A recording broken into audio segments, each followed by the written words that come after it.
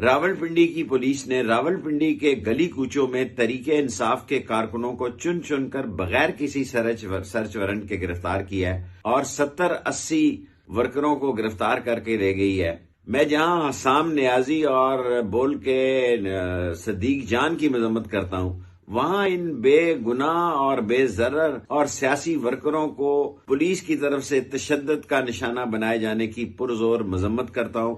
इन्होंने हर कीमत पर इलेक्शन से फरारी का फैसला कर लिया है। इन्होंने हर कीमत पर तहरीके इंसाफ के खिलाफ एक जबरदस्त क्रैकडाउन शुरू कर दिया है। लेकिन इंशाअल्लाह ताला हमारे हौसले बुलंद हैं और कल के जलसे को भी हम एक तारीखी जलसा बनाएंगे। और मैं अपने लोगों से कहूंगा कि एहतियात बरतें, इधर उधर हो जाएं। पाकिस्तान के लिए, इमरान खान के लिए और इस मुल्क के लिए और पाकिस्तान के एहसासों की दफा के लिए दिल और जान की बाजी लगाने के लिए तैयार हो जाएं।